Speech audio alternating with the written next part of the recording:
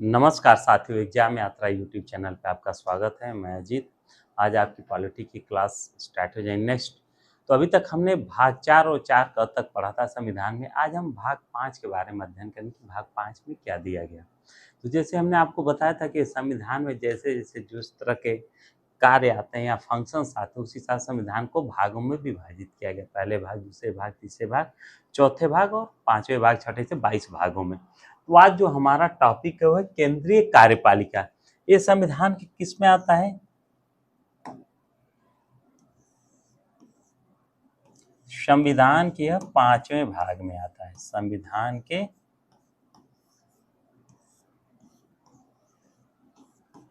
5वें भाग में आता है।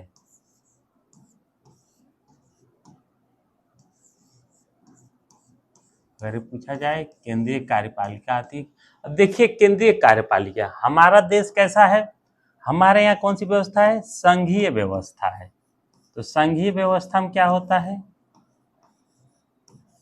संघीय व्यवस्था है तो यहाँ पे दो तरह की व्यवस्था आती है। एक केंद्रीय होती है और दूसरा प्रांतीय होती है। अब देखिए, हमारा संविधान क्या है? हमारे संविधान के जो बेसिक स्ट्रक्चर हमने आपको बताया था। पहला, संघीय व्यवस्था।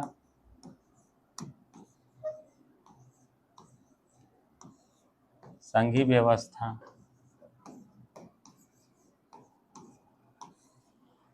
दूसरा, एकल संविधान।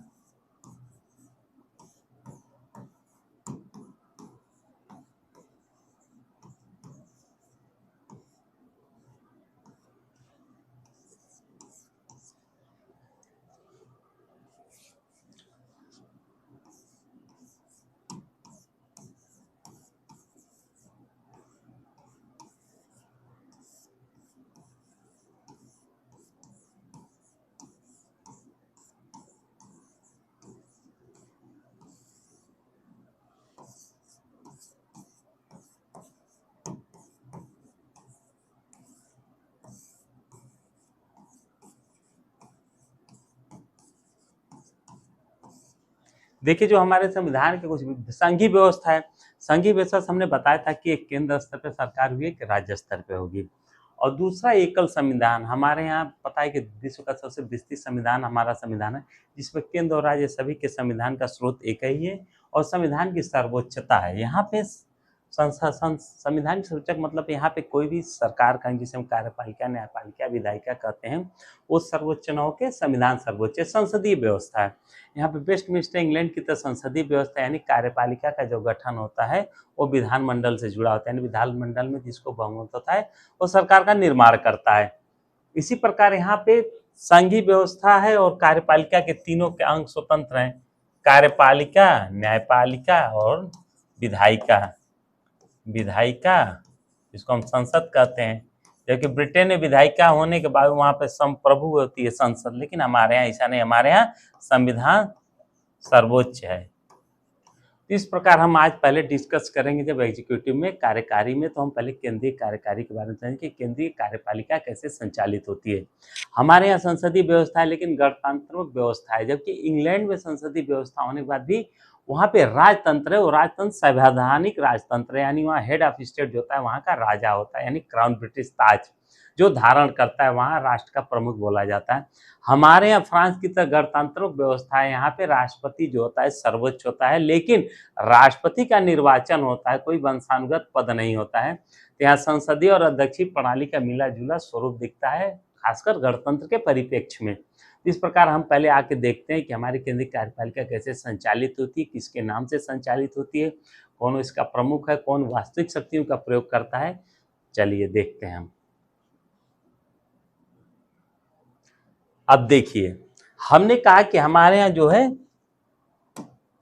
संवैधानिक है, गणतंत्र व्यवस्था है। राष्ट्रपति देश का औपचारिक नाम मात्र के लिए प्रमुख होता है। औपचारिक प्रमुख रूप में राष्ट्रपति का प्रथम ब्रिटेन के राजा की तरह लिया गया, लेकिन वहां पे राजा वंशानुगत होता है। यहाँ क्या होता है? निर्वाचित होता है। निर्वाचित होता है, क्योंकि गणतंत्रीय व्यवस्था है। गणतंत्र में यानी यहाँ पे स्टेट कोई बन सकता है, लेकिन इंग्लैंड में राजा बनता है, निर्वाचित होता है।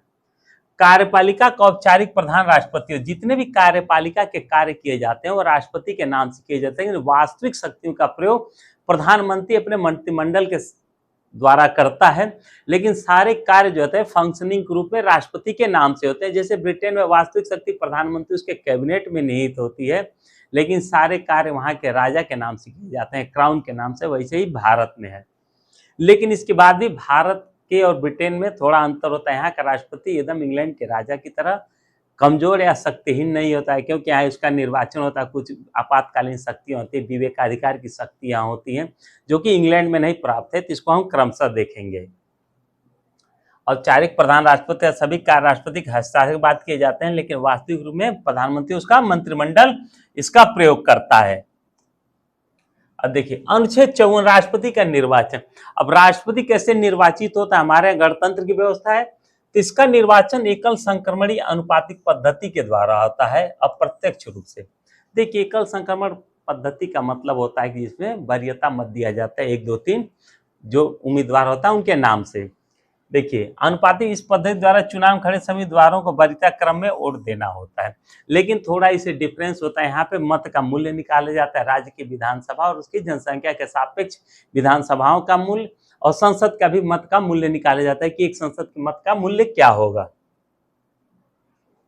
एकल इसके द्वारा सबसे कम मत पाए उम्मीदवार के वोट को लेकर अधिक पाए उम्मीदवारों में जोड़ दिया जाता है। एकल संक्रमणीय पद्धति होती है, इसमें इस प्रकार की प्रक्रिया अपनाई जाती है, तब तक अपनाई जाती है जब तक कोई उम्मीदवार विजयी ना घोषित हो जाए। अप्रत्यक्ष निर्वाचन, देखिए जो अमेरिका में राष्ट्रपति होता है या फ्रांस में जो राष्ट्रपति होता है, गणतंत्र की जैसी व्यवस्था है, वहां पे उनका डायरेक्ट निर्वाचन होता है, प्रत्यक्ष चुनाव होता है, प्रत्यक्ष रूप से चुनाव में भाग लेते हैं। लेकिन हमारे यहाँ जो राष्ट्रपति या राष्ट्राध्यक्ष का चुनाव होता है वो अप्रत्यक्ष होता है। इसमें क्या होता है कि जो संसद सदस्य होते हैं, निर्वाचित और विधानसभाओं के निर्वाचित सदस्य होते हैं, यानी जनता द्वारा चुने गए होते हैं, वो राष्ट्रपति के चुनाव में भाग लेते हैं और अपना मत देते हैं। हमने बताया कि मत का मूल्य होता है, संसद के मत का मूल्य अलग होता है, विधानसभाओं के विधायकों के मतों का मूल्य अलग होता है। लेकिन इसमें ध्यान देने बात है कि हमारे यहाँ संसद में 2 तरह के सदन है, एक लोकसभा एक राज्यसभा है। राज्यसभा के जो सदस्य होते हैं वो अप्रत्यक्ष विधि से मनोनीत सदस्य होते हैं, और लोकसभा में भी 2 सदस्य एंग्लो इंडियन के रूप में मनोनीत होते हैं जो राष्ट्रपति के निर्वाचन में भाग नहीं लेते हैं। ऐसे ही विधानसभा में जहाँ विधान परिषद है, जिसको हम अपर हाउस कहते हैं, उसके मनोनीत सदस्य भाग नहीं लेते हैं, जो निर्वाचित सदस्य होते हैं वही भाग लेते हैं। इस प्रकार ध्यान दीजिए कि जिस तरह जो निर्वाचित सदस्य केवल राष्ट्रपति के चुनाव में भाग लेते हैं,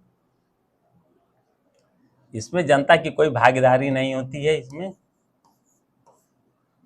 राष्ट्रपति निर्वाचन मंडल में लोकसभा, राज्यसभा तथा सभी राज्यों के जिसमें दिल्ली और पांडिचेरी, जिसको हम पूर्ण राज्य नहीं कहते हैं, आंशिक राज्य का दर्जा दिया गया है, वहां पे लेफ्टिनेंट गवर्नर होता है प्रमुख, लेकिन सीमित अधिकार वाली विधानसभाएं दी गई हैं, तो उनके भी विधायक जो होते हैं भाग लेते हैं, दिल्ली और पांडिचेरी के। विधान परिषद और राज्यसभा 12 मनोनीत सदस्य 2 एंग्लो से राष्ट्रपति निर्वाचन। हमने पहले ही बता दिया था कि जो मनोनीत सदस्य होते हैं वो भाग नहीं लेते हैं, केवल निर्वाचित सदस्य भाग लेते हैं।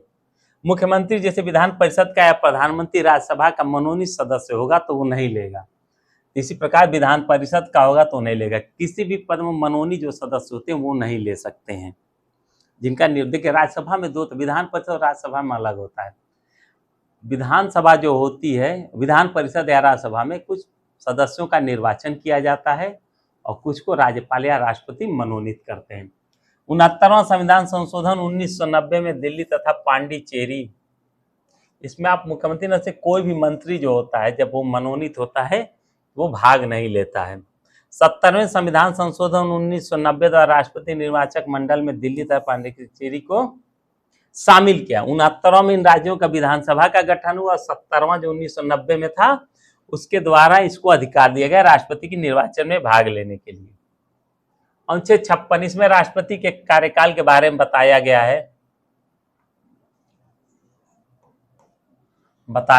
राष्ट्रपति का कार्यकाल 5 वर्ष का होता है। यदि राष्ट्रपति का पद 5 वर्ष से पहले खाली हो जाए तो नया राष्ट्रपति 5 वर्ष के लिए आता है, न कि बचे हुए कार्यकाल। देखिए अमेरिका में क्या होता है, कार्यकाल निश्चित होता है, अगर राष्ट्रपति हंसता है तो दूसरा राष्ट्रपति आता है तो उसकी जगह पे पद धारण करता है। तो अपने यहाँ क्या है कि जो नया राष्ट्रपति आएगा पुनः 5 वर्षों के लिए निर्वाचित होगा।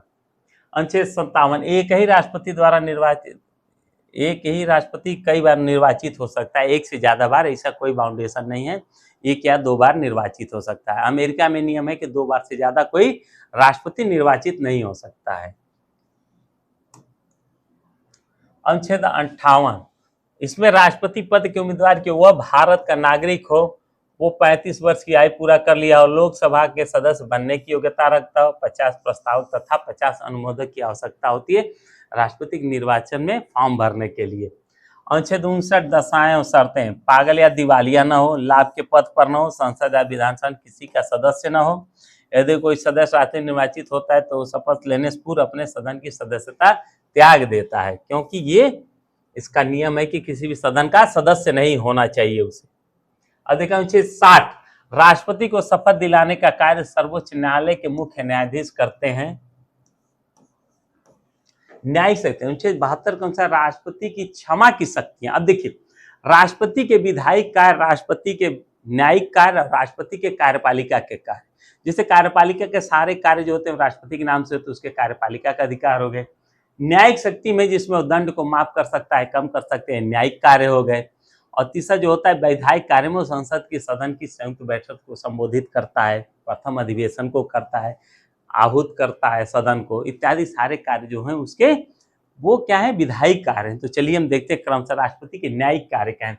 अनुच्छेद 72 के अंतर्गत राष्ट्रपति की क्षमा शक्तियां, राष्ट्रपति क्षमा करने से पूर्व गृह मंत्रालय की सलाह से काम लेता है। देखिए इसमें अनुच्छेद 74(2) होता है, राष्ट्रपति भी कोई कार्य जो होता है वो सलाह से करता है, ना कि अपने स्वविवेक से। जब राष्ट्रपति की सजा पूरी तरह माफ कर देता है उसे क्षमा कहते हैं। अब देखिए दंड को कैसे कैसे वो कम करता है या समाप्त करता है, उसको क्या क्या कहा गया है। लघुकरण, इसमें राष्ट्रपति सजा की प्रकृति को बदल देते हैं लेकिन समय को नहीं घटाते हैं। अब जैसे कठोर किसी को फांसी की सजा दी गई है तो उसको हम क्या कर सकते, आजीवन उम्र कैद में बदल सकते हैं।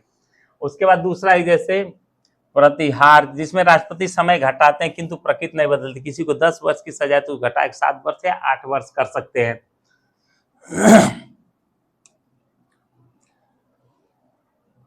तो उसको अगर कुछ होता है मेडिकल ग्राउंड पे भी, स्वास्थ्य के आधार पे भी उसकी सजा को कम कर सकते हैं, माफ कर सकते हैं।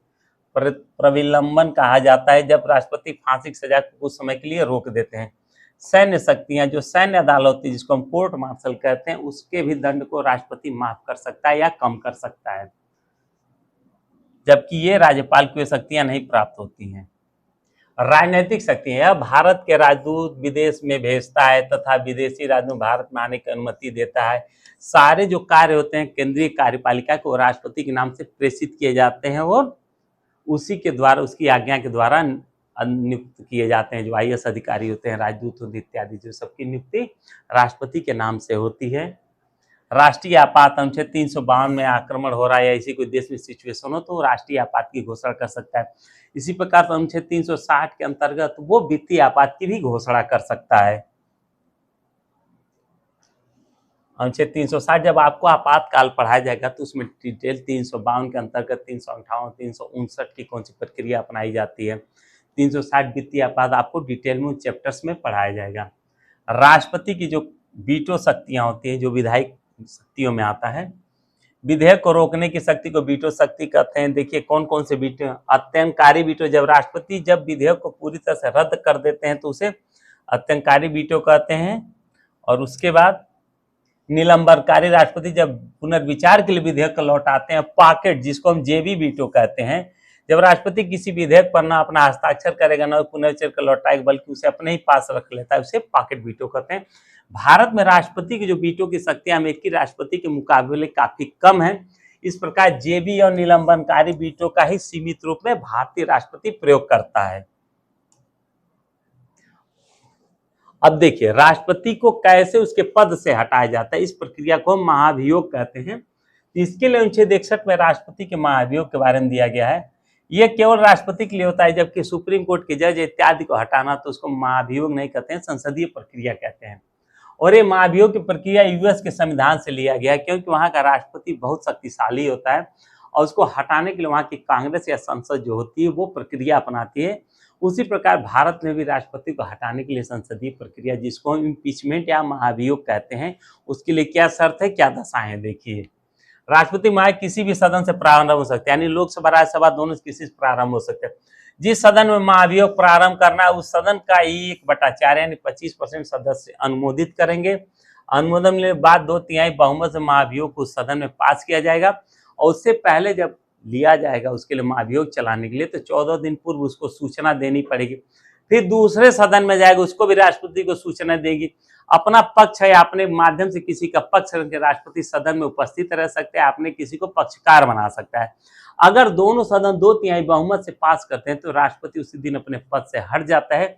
इस प्रकार संविधान की प्रक्रिया अपनाई जाती है, जिसमें राष्ट्रपति अपने पद से मुक्त हो जाता है। अभी तक भारत में किसी भी राष्ट्रपति महाभियोग की प्रक्रिया नहीं अपनाई गई है। तो अब देखते हैं, अब आ गया आपका, हमने राष्ट्रपति और कार्यपालिका के बारे में देख लिया। अब केंद्रीय विधानमंडल के बारे में देखेंगे, जिसमें राष्ट्रपति की भूमिका पुनः एक बार आपको बताई जाएगी कि कैसे संसद की प्रक्रिया में राष्ट्रपति का प्रयोग होता है।